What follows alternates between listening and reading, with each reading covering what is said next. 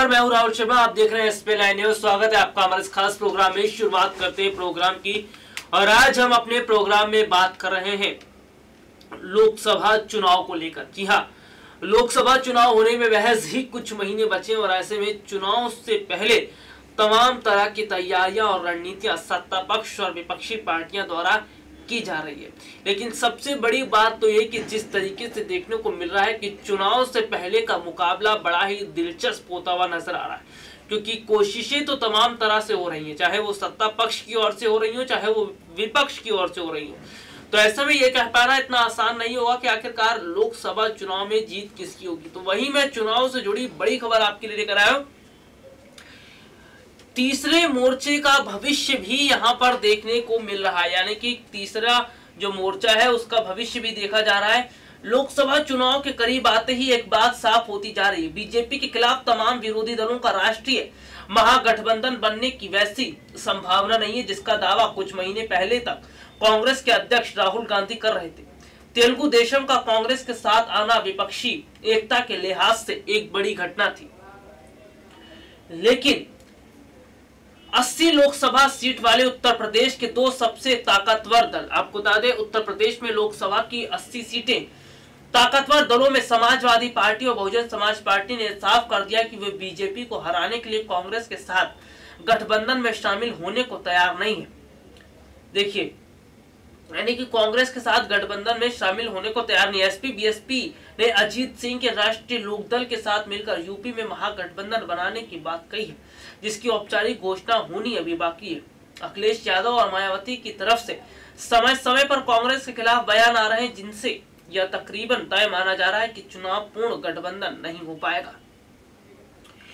चुनाव पूर्ण गठबंधन तय नहीं हो पाएगा, लेकिन सबसे बड़ी बात तो है कि जिस तरीके से सपा बसपा कांग्रेस को अलग मिलाकर चल रही है, ऐसे में अगर देखा जाए तो सपा बसपा हो सकता है कि वो कांग्रेस का साथ ना दे। मैं यहाँ पर देखिए तीसरे फ्रंट की बात कर रहा था, क्या तीसरे मोर्चे का भी यहाँ पर कोई भविष्य है? देखिए दरअसल थर्ड फ्रंट की कहानी क्या है, मैं आपको यहाँ समझाता हूँ। सबसे पहले हमें ये समझना भी पड़ेगा कि तीसरी शक्ति का मतलब क्या है, राष्ट्रीय राजनीति में ऐतिहासिक रूप से उसकी क्या भूमिका रही है। थर्ड फ्रंट की कहानी आज से 3 दशक पहले शुरू होती है। 1989 भारतीय राजनीति का टर्निंग पॉइंट था। वही साल था जब बीजेपी एक बड़ी राजनीतिक शक्ति के रूप में उभरी और उसके बाद यह तय हो गया कि नेशनल पॉलिटिक्स मुख्य तौर पर इन्हीं दो पार्टियों यानी कांग्रेस और बीजेपी के इर्द गिर्द घूमेगी। 1989 से बीजेपी के उभार का साल नहीं था। कमंडल के साथ मंडल का दौर भी शुरू हो गया। पिछड़े समूहों का प्रतिनिधित्व करने वाले क्षत्रप अपने अपने इलाकों में मजबूत हुए और कई क्षेत्रीय पार्टियां अपना स्थायी किस्म का जनाधार बनाने में कामयाब भी रही। 1989 के लोकसभा चुनाव में गैर कांग्रेस और गैर बीजेपी पार्टियों को 543 सदस्यों वाली लोकसभा में 261 सीटें मिली। उसके बाद से हर लोकसभा चुनाव में ये पार्टियां औसतन करीब 225 सीटें हासिल करती हैं, यानी कि कांग्रेस और गैर बीजेपी पार्टियों को 543 सदस्यों वाली लोकसभा में से 261 सीटें मिली हैं। उसके बाद से हर लोकसभा में ये पार्टियां औसतन करीब 225 सीटें हासिल करते आई हैं। 2014 की मोदी लहर के बावजूद गैर बीजेपी और गैर कांग्रेस दलों को 214 सीटें मिली थी, यानी इस बात से इनकार नहीं किया जा सकता कांग्रेस और बीजेपी के अलावा जो अन्य है उसकी राष्ट्रीय राजनीतिक में एक ताकतवर उपस्थिति है। बीजेपी और कांग्रेस के अलावा जो थर्ड फ्रंट होता है उसकी बहुत बड़ी भागीदारी होती है। थर्ड फ्रंट जो है उसकी बहुत बड़ी ताकत होती है और अगर थर्ड फ्रंट किसी एक पार्टी के साथ चला जाता है तो उस पार्टी को बड़ा फायदा हो सकता है। तो ऐसे में यहाँ पे थर्ड फ्रंट देखा जा रहा है कि आखिरकार थर्ड फ्रंट का क्या भविष्य होगा तीसरे मोर्चे का। अगर मैं लोकसभा चुनाव की बात करता हूं, मान लीजिए अगर बीजेपी बहुमत से नहीं आती और कांग्रेस को भी बहुमत नहीं मिलता, ऐसे में अगर तीसरा मोर्चा जो थर्ड फ्रंट है वो बीजेपी के साथ चली जाती है तो ऐसे में बहुत बड़ा फायदा बीजेपी को होगा, क्योंकि यहाँ पर एक बहुत बड़ा दायित्व, बहुत बड़ी भागीदारी थर्ड फ्रंट निभा रही है और थर्ड फ्रंट को ज्यादा से ज्यादा वोट पड़ते हैं। निर्दलीय उम्मीदवार जो खड़े होते हैं उन्हें अच्छी खासी जीत मिलती है उनके क्षेत्र में अगर उनकी पहुंच होती है। और ऐसे में देखने को भी ये चीजें मिलती रही है कि जो थर्ड फ्रंट होती हैं, तीसरी पार्टियां होती हैं, जो बीजेपी और कांग्रेस को अलग हटा के अलग जो अन्य दल होते हैं वो किस तरह से अपनी एक अलग भूमिका निभाते हैं, ये वाकई में बहुत बड़ी बात होती है।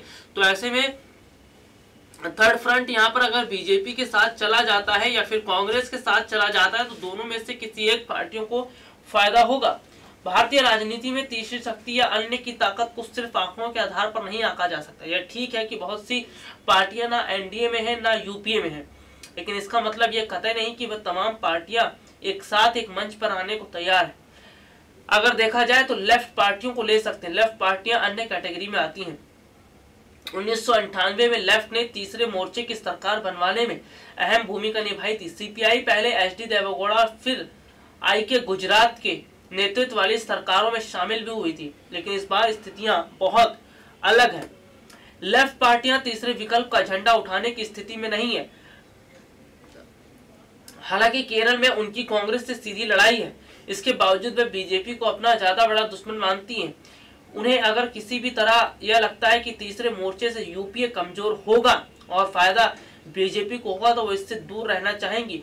वैसे भी लेफ्ट किसी ऐसे गठबंधन का हिस्सा नहीं बन सकता जिसमें सबसे ताकतवर स्थिति में उनकी प्रबल राजनीतिक विरोधी ममता बनर्जी हो। देखिए, मैं यहाँ पर थर्ड फ्रंट की ही बात कर रहा था। थर्ड फ्रंट किसी भी हालत में एनडीए का सपोर्ट नहीं कर सकता, क्योंकि अगर देखा जाए तो थर्ड फ्रंट भले ही कांग्रेस को नापसंद करता है। कांग्रेस से मैंने आपको बताया भी कि केरल में उनकी कांग्रेस से सीधी लड़ाई है, लेकिन उसके बावजूद भी वो बीजेपी को अपना सबसे बड़ा दुश्मन समझती है। और सबसे बड़ी बात तो ये है कि थर्ड फ्रंट की अगर बात करें, लेफ्ट किसी ऐसे गठबंधन का हिस्सा नहीं बन सकता जिसमें सबसे ताकतवर स्थिति में उनकी प्रबल राजनीतिक विरोधी ममता बनर्जी हो। तो ममता बनर्जी जैसी अगर नेता हो तो जाहिर सी बात है वो बीजेपी का साथ कभी नहीं देंगे, वो एनडीए का साथ कभी नहीं देंगे। लेकिन यहाँ पर देखिए, अगर देखने को मिल रहा है कि बीजेपी तो बड़ी दुश्मन है, साथ ही साथ कांग्रेस से भी नहीं बनती है। तो ऐसे में यहाँ पर कई तरह के जो है कयास लगाए जा रहे हैं, क्योंकि थर्ड फ्रंट यहाँ पर एक बहुत बड़ी भूमिका लोकसभा चुनाव में निभा सकता है। और अगर देखा जाए तो अगर थर्ड फ्रंट ने बड़ी भूमिका निभाई तो कहीं ना कहीं थर्ड फ्रंट का रोल भी बहुत ज्यादा होगा। तो ऐसे में यहाँ पर जो निगाहें टिकी हैं और सवाल भी यही है कि आखिरकार थर्ड फ्रंट का क्या जो है चेहरा रहेगा, थर्ड फ्रंट की क्या स्थिति रहेगी। तो यहाँ पर थर्ड फ्रंट की अगर मैं बात करता हूँ, बहुत बड़ी भूमिका वो निभा सकती है। हाल ही में अभी मैंने आपको थोड़ी सी जानकारियां बताई कि आखिरकार थर्ड फ्रंट क्या है और कब से जो है इनकी शुरुआत हुई। तो ये चीजें कहीं ना कहीं नजर आती है। इन चीजों से साफ पता चलता है कि किस तरह से थर्ड फ्रंट एक मजबूती के साथ कहीं ना कहीं खड़े हुए हैं। और थर्ड फ्रंट की अगर मैं बात कर रहा हूँ, अगर वो किसी एक पार्टी का साथ दे देती है तो ऐसे में जीत उस पार्टी की होगी।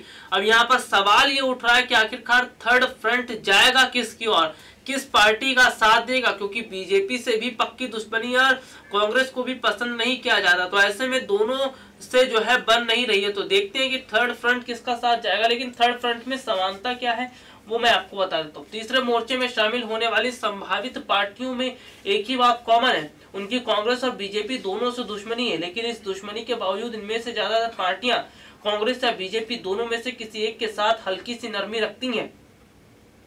अखिलेश यादव की समाजवादी पार्टी उत्तर प्रदेश में कांग्रेस के साथ मिलकर चुनाव लड़ी थी। जरूरत पड़ने पर समाजवादी पार्टी कांग्रेस के साथ फिर से हाथ मिला सकती है, लेकिन बीजेपी के साथ ऐसा कर पाने में उसके लिए संभव नहीं है। तो देखिए, ऐसा कर पाना उसके लिए संभव नहीं है, यानी बीजेपी के साथ वो हाथ नहीं मिला सकती। अगर देखा जाए तो थर्ड फ्रंट की क्या भागीदारी होती है, तो ऐसे में समाजवादी पार्टी जो है वो कांग्रेस के साथ जा सकती है, कांग्रेस के साथ जो है वो रणनीतियां बना सकती हैं। लेकिन अगर देखा जाए तो बीजेपी के साथ नहीं जा सकती। उसी तरीके से मायावती की अगर मैं बात कर लेता हूं तो मायावती भी जो है वो कांग्रेस के साथ एक तरफ को चली जाएंगी, लेकिन बीजेपी के साथ नहीं जाएंगी। ममता बनर्जी जो है वो कांग्रेस के साथ जा सकती है, लेकिन बीजेपी के साथ नहीं जाएंगी। तो ऐसे में यहाँ पर देखिए, थर्ड फ्रंट तो दोनों को ही पसंद नहीं करता, ना बीजेपी को ना कांग्रेस को। लेकिन ऐसे में जो स्थितियां बिगड़ती हैं, ऐसे में जो स्थितियां यहाँ पर बनती हैं, वाकई में बहुत बड़ी बात है। और अगर थर्ड फ्रंट की मैं बात कर रहा हूँ तो थर्ड फ्रंट जो है वो कहीं ना कहीं देखा जाए तो एक अलग रोल जो है कहीं ना कहीं थर्ड फ्रंट निभाता है। और ऐसे में थर्ड फ्रंट जो है एक बहुत बड़ा गेम चेंजर भी कहा जा सकता है वो होता है। और थर्ड फ्रंट अगर किसी एक पार्टी के साथ चला जाता है तो उसकी जीत होती है। अब ऐसे में देखिए चुनाव से पहले देखने को मिल रहा है कि आखिरकार थर्ड फ्रंट किस ओर जाएगा, थर्ड फ्रंट की क्या स्थितियां रहेंगी। तो फिलहाल के लिए आज हमें इजाजत दीजिए, नमस्कार।